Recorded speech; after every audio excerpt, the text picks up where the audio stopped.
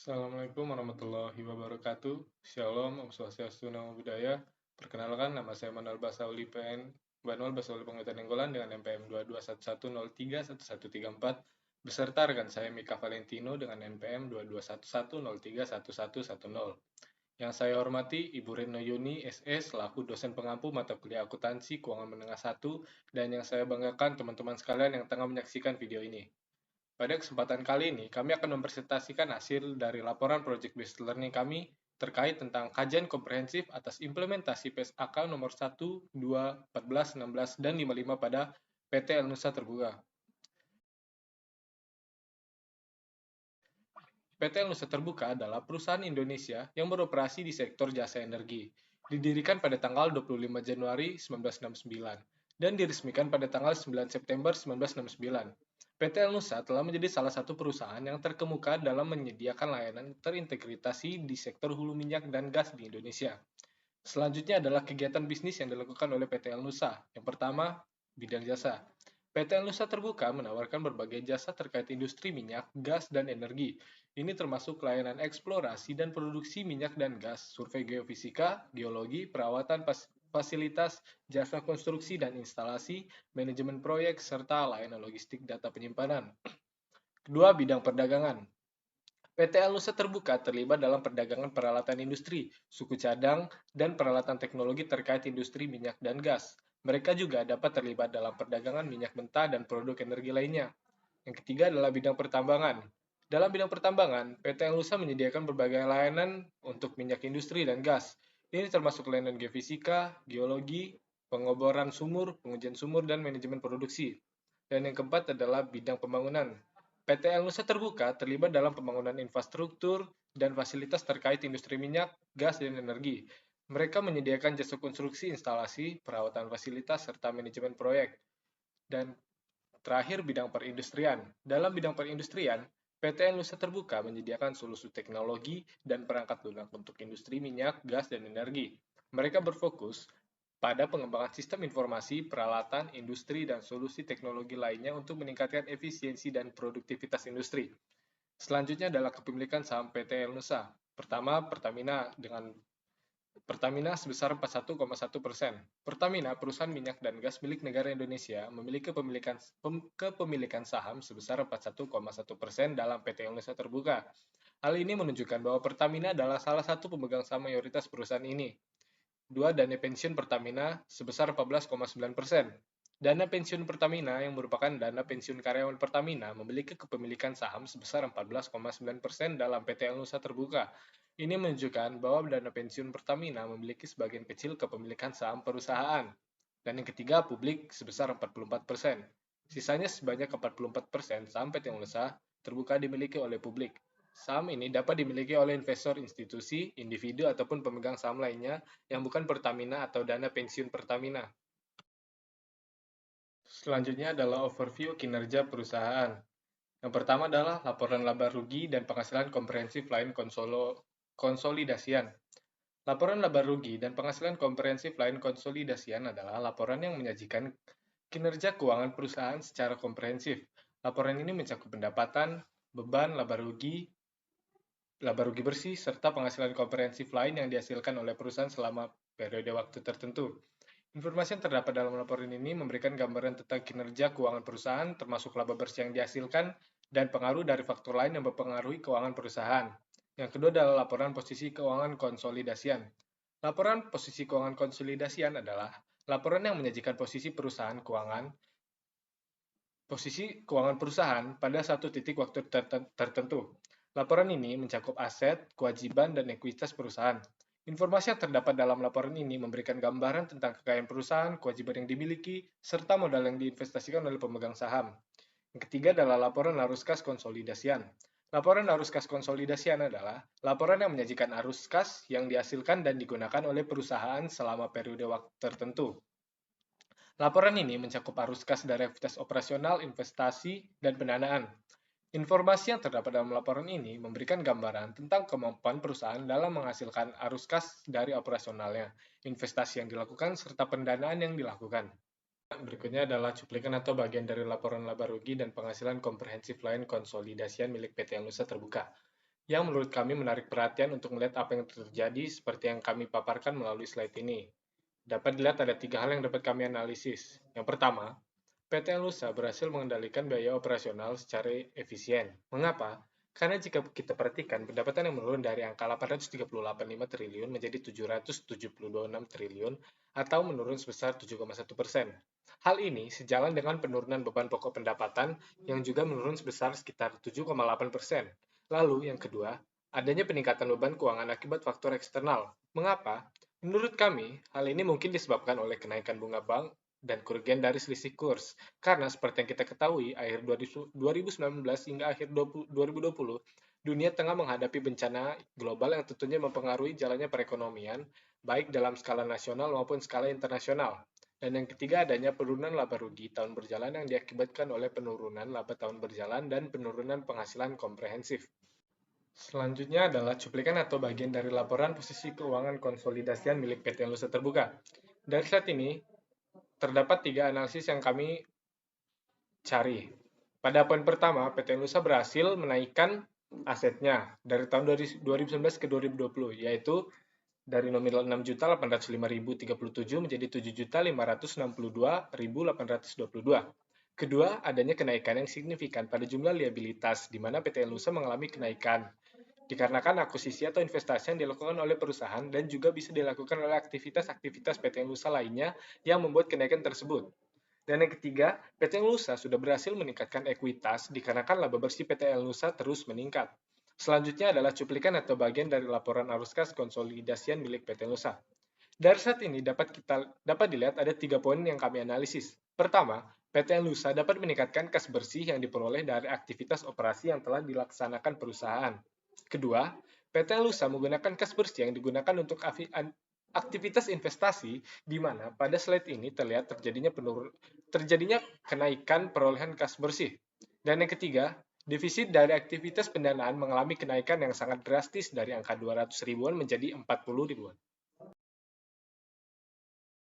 Oke, sekarang kita masuk ke dalam pembahasan analisis implementasi penerapan PSAK pada PT Nusa Terbuka, di mana kami melakukan analisis kepatuhan perusahaan tersebut pada PSAK 1, 2, 14, 16, 48, dan 55. Oke, langsung saja kita mulai dari PSAK nomor 1 tentang penyajian laporan keuangan. PSAK ini adalah standar akuntansi keuangan yang mengatur tentang penyajian laporan keuangan yang wajib dipatuhi oleh perusahaan di Indonesia. Di mana tujuan dari PSAK ini adalah untuk memberikan panduan kepada perusahaan dalam menyusun laporan keuangan yang akurat dan juga transparan. Hal-hal teknis yang diatur dalam PSAK nomor 1 ini juga terkait tentang laporan posisi keuangan pada akhir periode, laporan laba rugi, laporan perubahan ekuitas, dan lain-lain yang merupakan bagian dari laporan keuangan.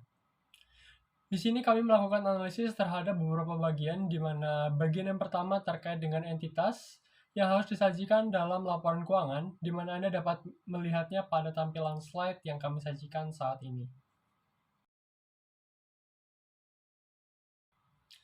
Dalam PSAK nomor 1 paragraf ke-7 dijelaskan bahwa laporan keuangan memiliki tujuan untuk menunjukkan hasil pertanggungjawaban manajemen atas penggunaan sumber daya yang dipercayakan kepada mereka.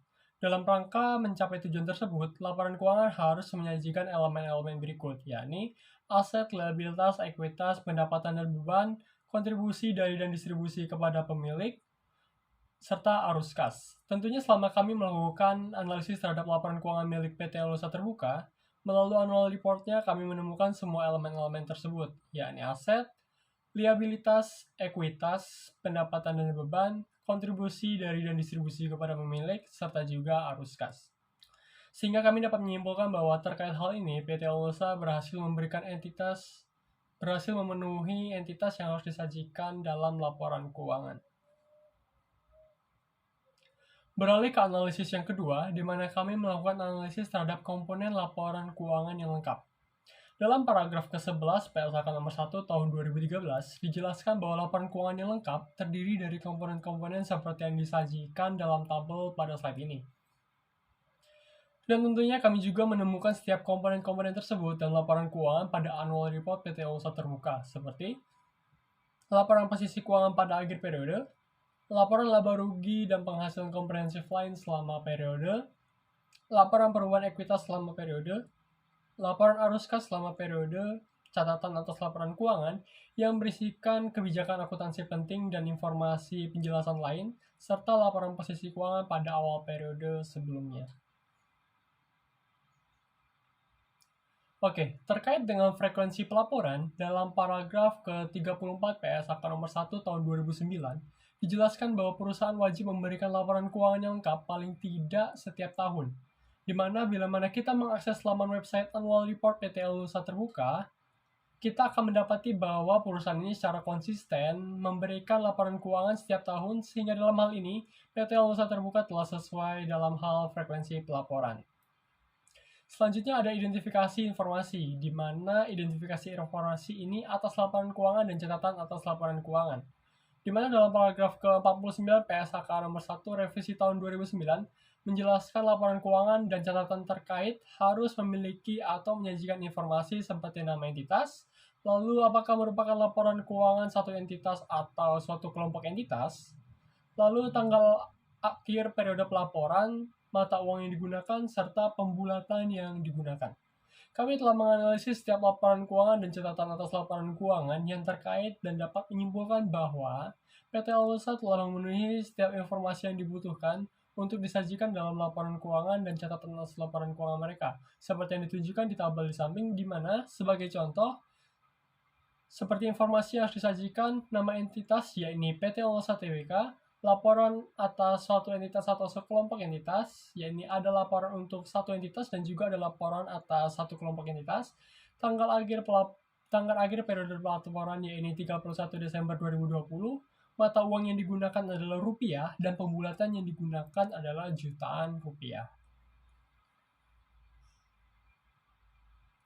Lalu selanjutnya yang kelima adalah pos-pos dalam laporan posisi keuangan. Dalam paragraf ke-59 PSAK 1 tahun 2009, di situ dijelaskan setiap pos yang harus disajikan dalam laporan posisi keuangan, yakni aset tetap, properti investasi, aset tidak berwujud, aset keuangan, dan metode ekuitas, aset biologik, persediaan, piutang dagang, dan masih banyak lagi.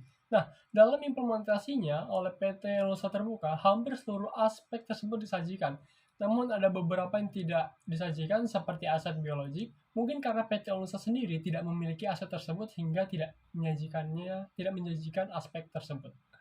Selanjutnya yang keenam adalah pos-pos dalam laporan laba rugi dan penghasilan komprehensif lain, di mana berdasarkan paragraf ke-81 PSAK nomor 1 tahun 2013, laporan laba rugi komprehensif setidaknya menyajikan pos-pos seperti pendapatan, biaya keuangan, bagian laba rugi dari entitas, asosiasi, beban pajak, serta jumlah tunggal untuk total operasi yang dihentikan. Dan berdasarkan hasil analisis kami terhadap laporan laba rugi milik PT Nusa Terbuka, sebagian besar telah memenuhi pos-pos yang diperlukan sesuai dengan ketentuan ini. Lalu selanjutnya yang ketujuh, pos-pos dalam laporan perubahan ekuitas. Dalam paragraf ke-105 PSAK nomor 1 tahun 2013 menjelaskan bahwa laporan perubahan ekuitas setidaknya memuat informasi seperti total laba rugi komprehensif selama satu periode, lalu pengaruh penerapan retrospektif atau penyajian kembali secara retrospektif yang diakui, dan rekonsiliasi antara jumlah tercatat pada awal dan akhir periode. Sebagai hasil analisis kami, PT Nusa Terbuka telah memenuhi sebagian besar aspek tersebut, namun ada beberapa yang tidak dapat kami temukan seperti pengaruh penerapan retrospektif atau penyajian kembali secara retrospektif. Selanjutnya yang ke-8, terkait pos-pos dalam laporan arus kas, di mana dalam paragraf ke-109 PSAK nomor 1 revisi tahun 2009 telah menjelaskan bahwa arus kas harus dapat memberikan landasan bagi pengguna laporan keuangan untuk mengevaluasi kemampuan suatu entitas dalam menghasilkan uang tunai dan aset yang liquid.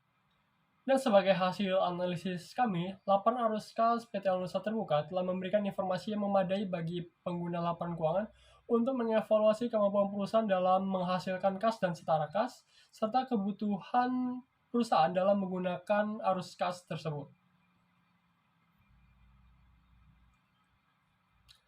Dan yang terakhir, persyaratan catatan atas laporan keuangan. Seperti yang dijelaskan dalam paragraf ke-110 PSAK nomor 1 tahun 2009, catatan atas laporan keuangan harus menyajikan informasi tentang dasar penyusunan laporan keuangan dan kebijakan akuntansi tertentu yang digunakan, dan catatan atas laporan keuangan harus mencakup informasi yang disyaratkan oleh Standar Akuntansi Keuangan atau SAK.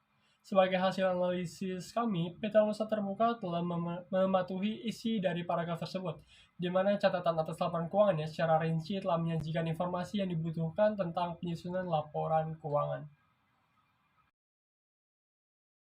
Lanjut ke PSAK nomor 2 tentang laporan arus kas. PSAK ini adalah standar akuntansi keuangan yang mengatur tentang laporan arus kas. Standar ini menjelaskan tentang metode pelaporan arus kas yang harus digunakan oleh perusahaan untuk menginformasikan aliran kas masuk dan keluar yang terjadi selama periode tertentu. Di mana tujuan dari PSAK ini adalah untuk memberikan pengaturan yang berguna bagi para pengguna laporan keuangan dalam mengevaluasi kemampuan suatu entitas dan dalam menghasilkan kas dan setara kas. Ruang lingkup PSAK nomor 2 tentang laporan arus kas ini adalah bahwa entitas harus menyusun dan menyajikan laporan arus kas sebagai bagian integral dari laporan keuangan untuk setiap periode penyajian. Di sini kami juga melakukan analisis terhadap beberapa bagian, di mana bagian yang pertama terkait dengan analisis atas penyajian laporan arus kas, di mana Anda dapat melihatnya pada tampilan slide yang kami sajikan saat ini. Dalam paragraf ke-10 pada PSAK nomor 2, dijelaskan bahwa laporan arus kas diperlukan untuk menyajikan informasi mengenai arus kas yang terjadi selama jangka waktu tertentu, dan diurutkan berdasarkan jenis kegiatan yang dilakukan seperti operasional, investasi, dan yang terakhir pendanaan. Sebagai hasil analisis kami, setelah kami melihat laporan arus kas milik PT Nusa Terbuka, dalam annual report-nya, dapat kami simpulkan bahwa laporan arus kas milik PT Nusa Terbuka telah sesuai dan menerapkan paragraf ke-10 PSAK nomor 2, di mana bagian-bagian dari arus kas milik perusahaan ini telah diurutkan dalam bentuk operasional, investasi, dan yang terakhir pendanaan. Beralih ke analisis yang kedua, yakni terkait analisis atas penyajian arus kas dari aktivitas operasi, di mana dalam paragraf ke-18 PSAK nomor 2 dijelaskan bahwa entitas melaporkan arus kas dari aktivitas operasi dengan menggunakan salah satu dari kedua metode, di mana metode yang pertama adalah metode langsung, yakni kelompok utama dari penerima kas bruto dan pengeluaran kas bruto diungkapkan, dan metode yang kedua adalah metode tidak langsung, atau metode di mana laba rugi bersih disesuaikan dengan mengkoreksi pengaruh dari transaksi bukan kas, penangguhan atau akrual dari penerimaan atau pembayaran kas untuk operasi di masa lalu dan masa depan. Sebagai hasil analisis kami, melalui catatan atas laporan keuangan milik PT Nusa Terbuka yang telah kami baca, di sana dijelaskan bahwa PT Nusa melaporkan arus kas dari aktivitas operasi menggunakan metode langsung, di mana kelompok utama dari penerimaan kas bruto dan pengeluaran kas bruto diungkapkan secara rinci.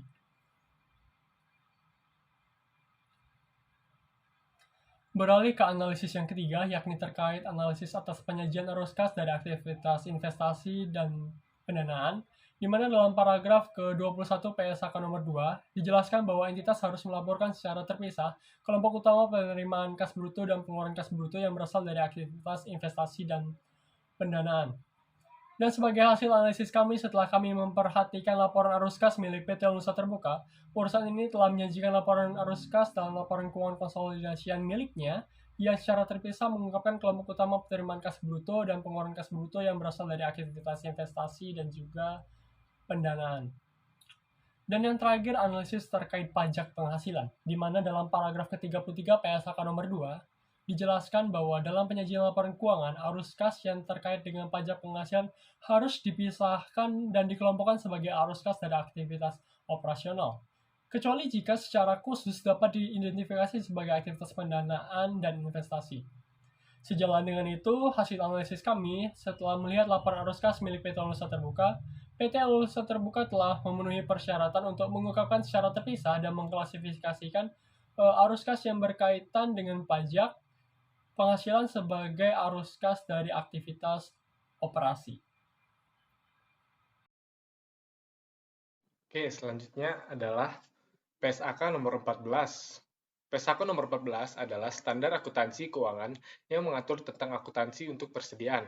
Standar ini memuat panduan mengenai pengakuan, pengukuran, dan pencatatan persediaan yang dimiliki oleh perusahaan.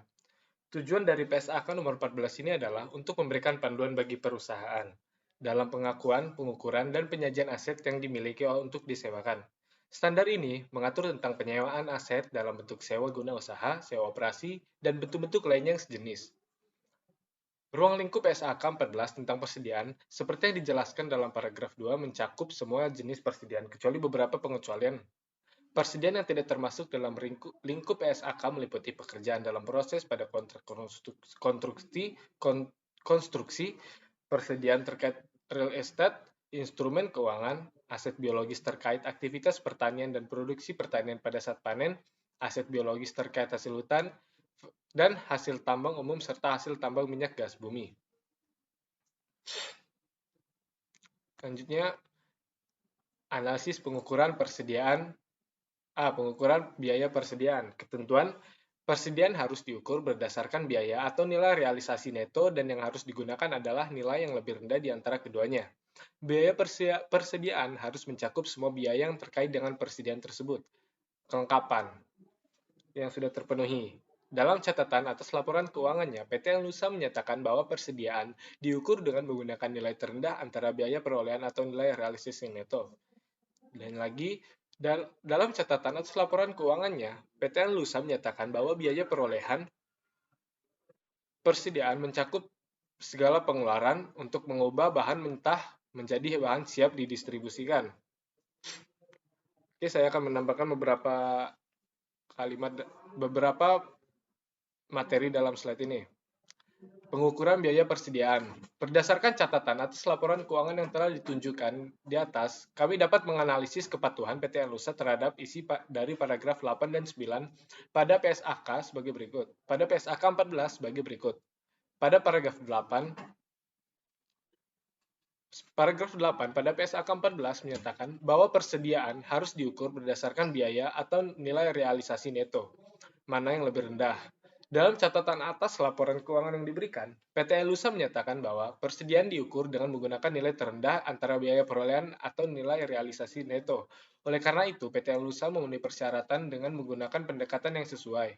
Paragraf 9 pada PSAK 14 menyatakan bahwa biaya persediaan harus meliputi semua biaya pembelian, biaya konversi, dan biaya lain yang timbul sampai persediaan berada dalam kondisi dan lokasi saat ini. Dalam catatan atas laporan keuangan yang diberikan, PT Lusa menyatakan bahwa biaya perolehan persediaan mencakup pengeluaran untuk memperoleh persediaan, biaya produksi atau konversi, serta biaya lainnya yang timbul untuk membawa persediaan ke tempat dan kondisi saat ini. Hal ini menunjukkan bahwa PT Lusa telah memperhitungkan semua biaya yang sesuai dengan persyaratan dalam paragraf 9 PSAK 14. Dengan demikian, berdasarkan catatan atas laporan keuangan yang diberikan, PT Lusa tampaknya telah mematuhi isi dari paragraf 8 dan 9 pada PSAK 14 dalam pengukuran dan pengakuan persediaan mereka. Selanjutnya, biaya pembelian. Ketentuannya, biaya pembelian tersebut mencakup harga beli barang, bea impor, serta pajak-pajak lainnya. Kelengkapannya adalah, dalam catatan atas laporan keuangannya tidak secara explicit mencantumkan elemen-elemen yang diatur mengingat perusahaan ini memperoleh persediaannya secara langsung. Berdasarkan analisis kami terhadap catatan atas laporan keuangan yang disediakan, terdapat beberapa hal yang perlu diperhatikan terkait kepatuhan PT Nusa terhadap isi paragraf 10 pada PSAK 14. Meskipun catatan atas laporan keuangan dan laporan persediaan PT Nusa terbuka tidak secara eksplisit mencantumkan elemen-elemen yang diatur dalam paragraf tersebut, perlu dicatat bahwa ketiadaan pengungkapan tersebut bukanlah suatu pelanggaran atau ketidakpatuhan terhadap standar akuntansi. PSAK memberikan panduan dan prinsip umum terkait pembelian persediaan, namun tidak memperinci kewajiban atau keharusan untuk mencantumkan setiap elemen biaya dalam laporan keuangan. Oleh karena itu, dengan mempertimbangkan konteks ini, dapat disimpulkan bahwa PT Nusa telah mematuhi PSAK 14 dalam penyajian laporan keuangannya. Penting untuk melihat aspek lain dari laporan keuangan dan praktek akuntansi yang diterapkan oleh perusahaan untuk mendapatkan gambaran yang lebih komprehensif tentang kepatuhan mereka terhadap standar tersebut. Selanjutnya, biaya konversi. Ketentuannya, biaya konversi persediaan mencakup biaya yang langsung terkait dengan unit yang diproduksi seperti biaya tenaga kerja langsung, serta alokasi sistematis overhead produksi tetap dan variabel yang timbul dalam mengonversi bahan menjadi barang jadi. Kelengkapannya dalam catatan atas laporan keuangannya, tidak secara eksplisit mencantumkan elemen-elemen yang diatur, namun PT Nusa tetap menyajikan informasi terkait dengan biaya tersebut. Berdasarkan analisis terhadap PT Nusa Terbuka, dapat disimpulkan bahwa perusahaan telah mematuhi isi paragraf 11 pada PSAK 14 dengan baik. PT Nusa Terbuka telah memperhitungkan biaya konversi persediaan yang meliputi biaya tenaga kerja langsung serta alokasi overhead produksi tetap dan variabel. Selain itu, perusahaan juga telah menggunakan metode rata-rata tertimbang dalam penilai biaya perolehan persediaan dan membentuk penyisihan persediaan usai untuk mengurangi nilai persediaan sesuai dengan estimasi penggunaan atau penjualan di masa yang akan datang. Meskipun PT Nusa Terbuka tidak mencantumkan beberapa hal yang diatur dalam paragraf 10 pada PSAK 14, penting untuk dicatat bahwa hal tersebut bukanlah kewajiban atau keharusan yang dilakukan oleh perusahaan. Dengan demikian, PT Nusa Terbuka tetap dianggap mematuhi PSAK 14 dalam penyusunan laporan keuangannya. Beralih ke PSAK 16 tentang aset tetap, PSAK ini adalah standar akuntansi keuangan yang mengatur tentang aset tetap. Standar ini menjelaskan mengenai pengakuan, pengukuran, dan pencatatan aset tetap yang dimiliki oleh perusahaan. Di mana tujuan dari PSAK ini adalah untuk mengatur perlakuan akuntansi terkait aset tetap. Paragraf pertama PSAK nomor 16 menjelaskan bahwa tujuan utamanya adalah untuk memberikan panduan yang jelas dan konsisten tentang bagaimana aset tetap harus diakui, diukur, dan dilaporkan dalam laporan keuangan entitas. Ruang lingkup PSAK 16 tentang aset tetap ini mencakup akuntansi aset tetap, kecuali dalam beberapa pengecualian, pernyataan ini tidak berlaku untuk aset tetap yang diklasifikasikan sebagai dimiliki untuk dijual, pengakuan dan pengukuran aset eksplorasi dan evaluasi, dan juga serta hak penambahan dan cadangan mineral tertentu. Di sini kami juga melakukan analisis terhadap beberapa bagian, di mana bagian yang pertama terkait dengan analisis atas pengakuan aset tetap, di mana Anda dapat melihatnya pada tampilan slide yang kami sajikan pada saat ini. Dalam paragraf ke-15 pada PSAK nomor 16, dijelaskan bahwa aset tetap harus diukur sebesar biaya perolehan. Ini berarti bahwa nilai aset tetap harus mencakup semua biaya yang terkait dengan perolehannya.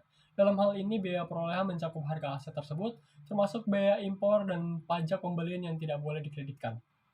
Sebagai hasil analisis kami, setelah kami melihat catatan atas laporan keuangan milik PT Nusa Terbuka dalam annual report-nya, dikemukakan bahwa seluruh aset tetap diakui sebesar biaya perolehan yang terdiri dari harga perolehan dan biaya-biaya tambahan yang dapat diatribusikan langsung untuk membawa aset ke lokasi dan kondisi yang diinginkan agar siap digunakan untuk sesuai dengan maksud manajemen. Sehingga dalam hal ini PT Nusa Terbuka telah sesuai dengan analisis terkait. Beralih ke analisis yang kedua, di mana kami melakukan analisis terhadap pengukuran aset tetap, di mana dalam analisis pada pengukuran aset tetap ini, kami membaginya ke dalam 3 bagian, yakni terkait pengakuan aset, pengukuran aset tetap, dan penghentian pengakuan aset tetap. Kita mulai dari yang pertama, yakni terkait pengakuan aset tetap. Dalam paragraf ke-15 PSAK nomor 16 menyatakan bahwa suatu aset tetap yang memenuhi kualifikasi harus diukur pada awalnya sebesar biaya perolehan. Sejalan dengan ini, PT Nusa Tbk melalui catatan atas laporan keuangannya yang mengungkapkan bahwa seluruh aset tetap diakui sebesar biaya perolehan yang terdiri dari harga perolehan dan biaya tambahan yang dapat diatribusikan langsung kepada pembawa aset ke lokasi dan kondisi yang diinginkan. Sehingga dapat disimpulkan bahwa PT Nusa Terbuka terkait analisis ini telah sesuai.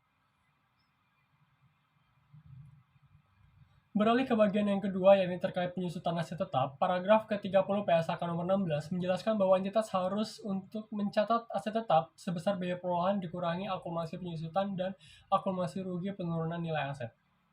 Sebagai hasil analisis kami atas catatan atas laporan keuangan milik PT Nusa Terbuka, memberikan informasi mengenai metode garis lurus dan estimasi masa manfaat aset tetap yang digunakan, sehingga dapat kami simpulkan bahwa PT Nusa Terbuka terkait analisis ini telah sesuai. Dan beralih ke bagian yang ketiga, yakni penghentian pengakuan aset tetap, dalam PSAK nomor 16 paragraf ke-67 terkait 2 kondisi yang mempengaruhi penghentian pengakuan tersebut. Pertama, pengakuan aset tetap dihentikan jika aset tersebut dilepas, artinya jika aset tersebut dijual, dialihkan kepemilikannya atau diberikan kepada pihak lain.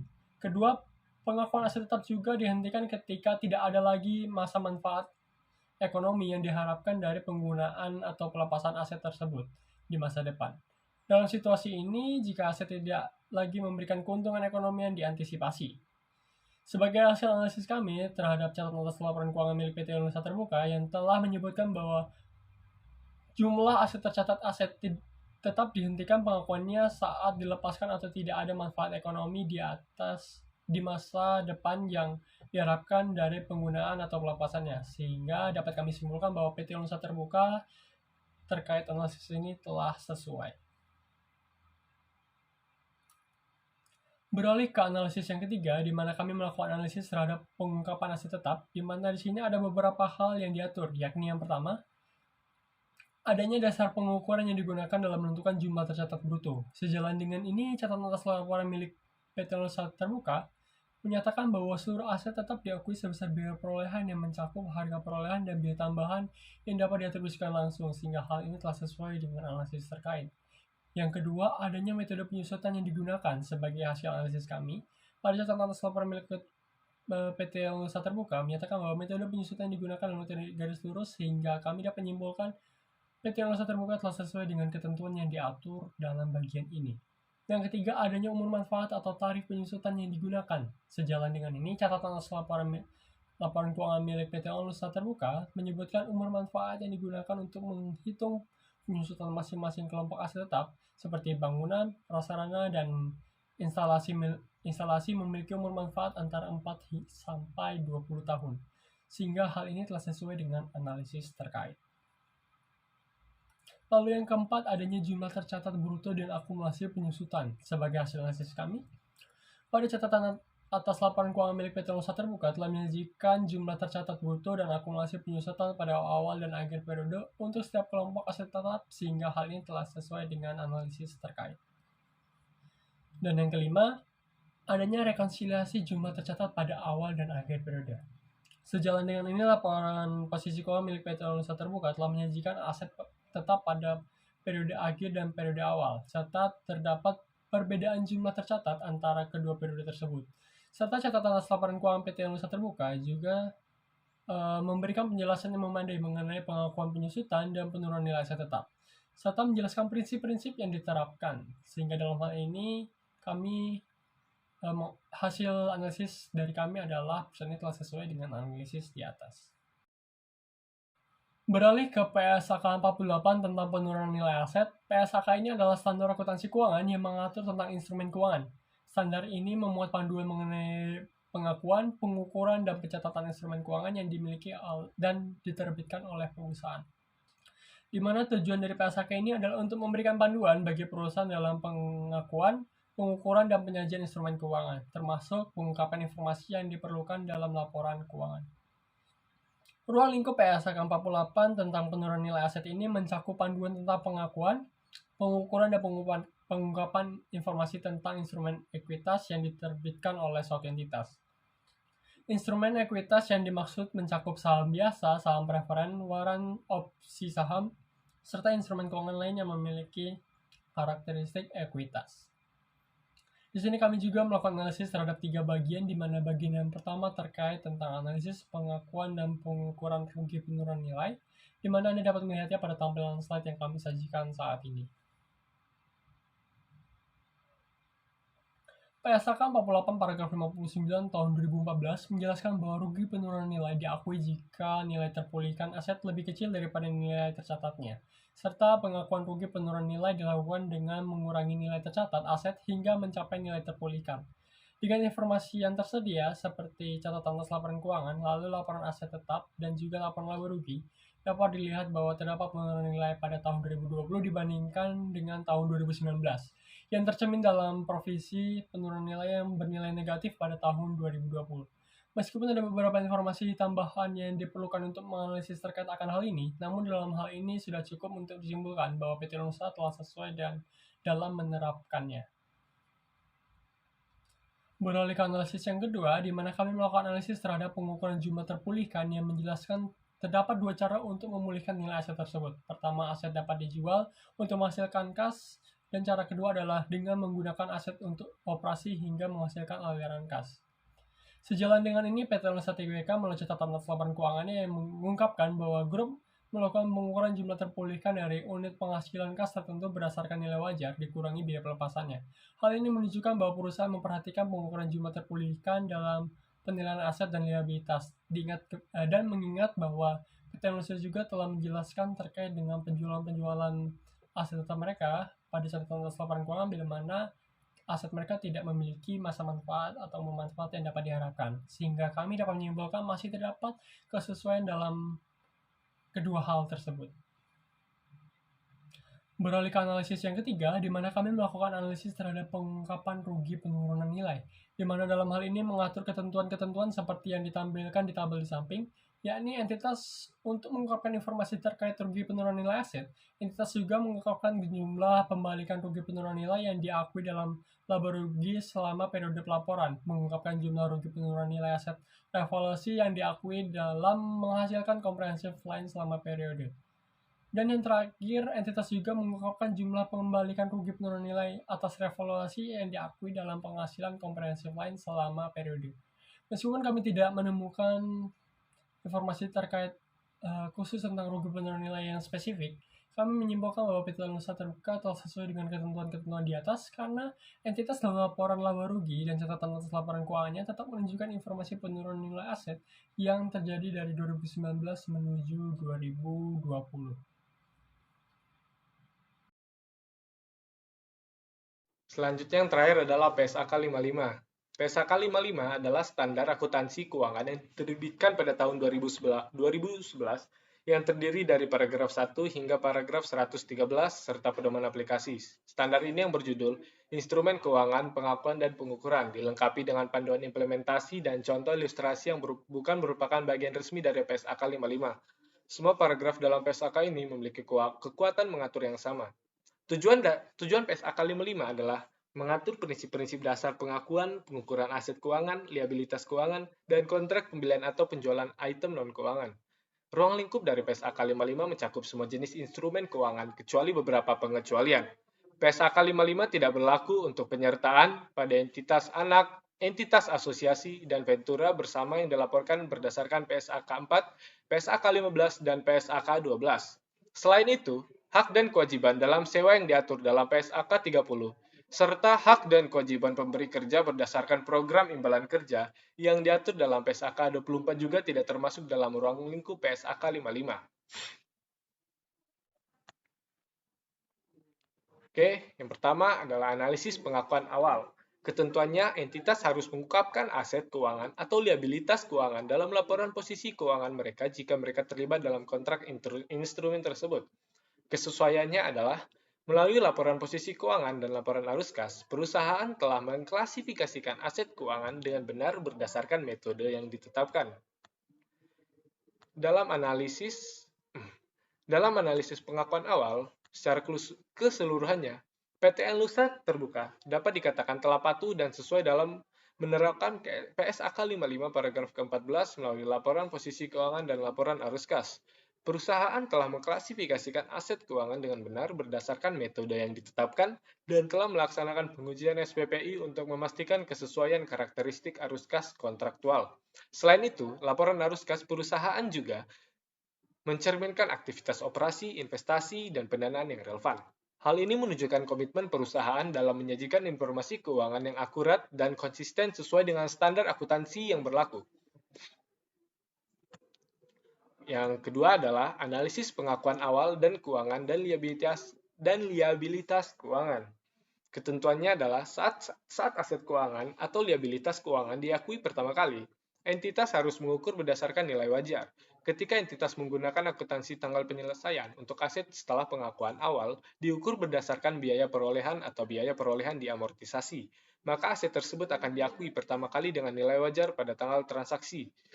Kesesuaiannya adalah melalui catatan atau laporan keuangannya.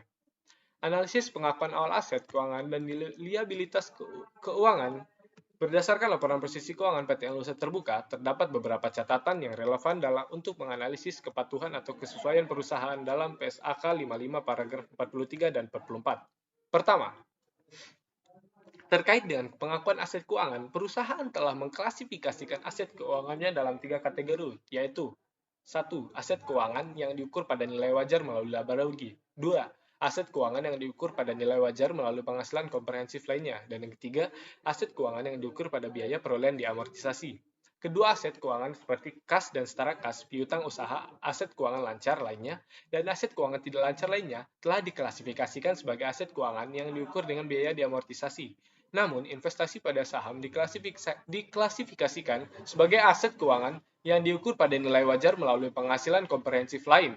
Ketiga, liabilitas keuangan perusahaan telah diklasifikasikan sebagai liabilitas keuangan yang diukur pada nilai wajar melalui laba rugi atau liabilitas keuangan pada biaya perolehan diamortisasi.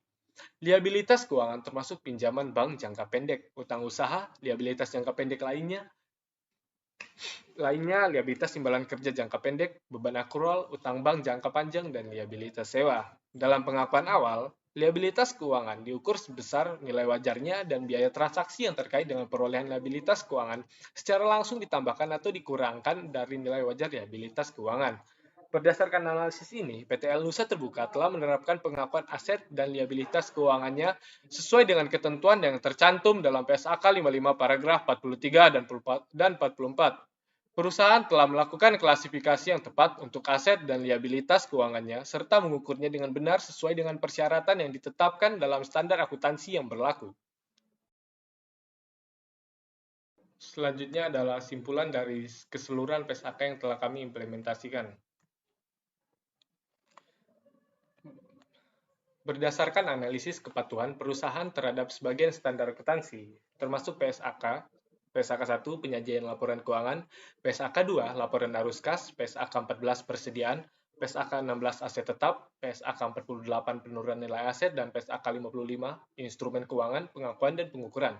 Dapat kami simpulkan bahwa PT Lusa secara universal sudah mematuhi syarat serta persyaratan yang terdapat dalam standar tersebut. Dalam implementasi PSAK 1, PT Lusa sukses menyajikan laporan keuangan yang penuhi persyaratan yang diresmikan semacam pengungkapan data yang relevan serta tidak berubah-ubah dan pemakaian kebijakan akuntansi yang cocok. Laporan keuangan tersebut membagikan cerminan yang jelas menimpa posisi keuangan kinerja serta arus kas industri. PT Lusa pula sudah mematuhi PSAK 2 dengan baik dalam menyusun laporan arus kas. Laporan tersebut membagikan data yang akurat serta transparan menimpa arus kas masuk serta keluar industri, tercantum kegiatan operasional, investasi, serta pendanaan. Perihal ini membolehkan para pengaku kepentingan buat menguasai dengan baik sumber serta pemakaian kas industri. Dalam mengimplementasikan PSAK 14, PTN Nusa sudah mengolah persediaan dengan baik, tercantum mengakui, mengukur, serta mengatakan persediaan yang dipunyai. Prosedur penghitungan persediaan dicoba secara akurat serta terdokumentasi dengan baik, cocok dengan kebijakan akuntansi yang diterapkan. Perihal ini yang membenarkan kalau nilai persediaan yang dilaporkan mencerminkan nilai yang benar serta cocok dengan keadaan pasar. PT Nusa pula sudah penuhi persyaratan PSAK 16 dalam pengakuan, pengukuran, serta pengungkapan peninggalan aset. Peninggalan aset diidentifikasi, diakui, serta diukur dengan pas, serta industri sudah mempraktikkan kebijakan akuntansi yang tidak berubah-ubah. Data yang diberikan dalam laporan keuangan membagikan cerminan yang akurat tentang peninggalan aset tersebut. Dalam PSAK 48, PT Nusa sudah sukses mengenali gejala penyusutan nilai aset serta mempraktikkan proses pengukuran yang relevan dengan hati-hati. Pengungkapan yang cocok pula dicoba buat membagikan data yang lengkap serta jelas. Menimpa penyusutan nilai aset, perihal ini membolehkan pengangku kepentingan untuk menguasai risiko serta akibatnya terhadap keuangan industri. Terakhir, dalam mengimplementasikan PSAK 55, PT Nusa sudah mematuhi persyaratan pengakuan serta pengukuran instrumen keuangan dengan baik. Instrumen keuangan diakui serta diukur dengan pas, cocok dengan kebijakan akuntansi yang diterapkan. Pengungkapan yang relevan pula disajikan buat membagikan uraian yang baik tentang instrumen keuangan yang dipunyai oleh industri. Secara totalitas, dikenal kalau implementasi PSAK pada PTN Nusa Terbuka sudah dilaksanakan dengan cocok serta pas. Ada pula pelaksanaan dari PSAK itu sendiri diterapkan dalam laporan keuangan PTN Nusa serta dipaparkan dalam catatan atas laporan keuangan selaku statement serta penjelas pelaksana PSAK tersebut.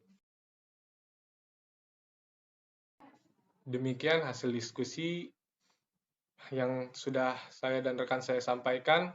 Saya mohon maaf yang sebesar-besarnya apabila ada tutur kata maupun tindakan yang kurang berkenan buat rekan-rekan sekalian. Bagi rekan-rekan yang ingin menanyakan, apabila ada yang kurang bisa memasukkan pertanyaannya di kolom komentar.